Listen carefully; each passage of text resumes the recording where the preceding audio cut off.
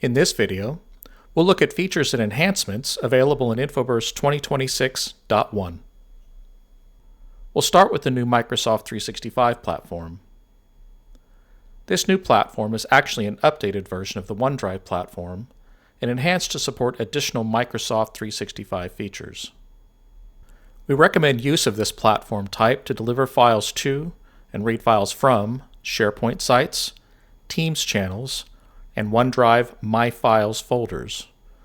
The traditional SharePoint platform is still available and can be used if the SharePoint requirement includes reading or creation of SharePoint lists.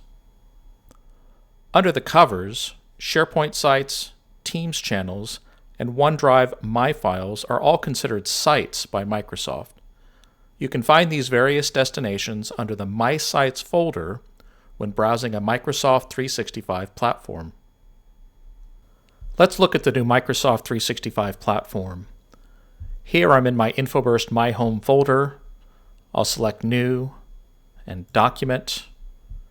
We'll filter the platform type for Microsoft 365 and browse our platform. The first folder is My Files, which are my personal OneDrive files. The second folder is My Sites. Under My Sites are any SharePoint sites or Teams channels to which I have access. To help identify a specific site or channel, InfoBurst displays the destination URL on the right. InfoBurst supports platform connections to Google Drive. The Google Drive platform has been enhanced to support Google Workspace shared drives. Use this option to deliver files to and read files from a shared drive folder. For Power BI, a new option is available to auto-join multiple tables in an InfoBurst-generated semantic model. The option is available when two or more Webby report tabs are selected. This option is only applicable when creating a semantic model for the first time. It cannot be used for existing semantic models. The option to capture and display query performance details has been added to database queries and XDC cache queries. Let's look at the new query performance option for a database query. Here I'll select my sales records database connection. The records 100 query is selected. I've enabled trace performance.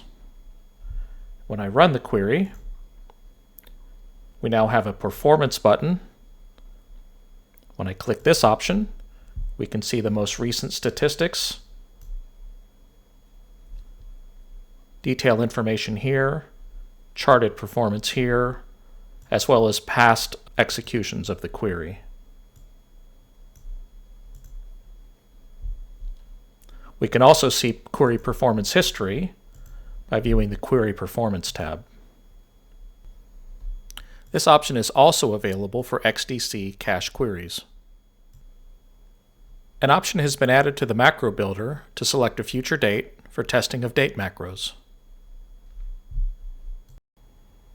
Here we are in the macro builder, and I'm in the date category.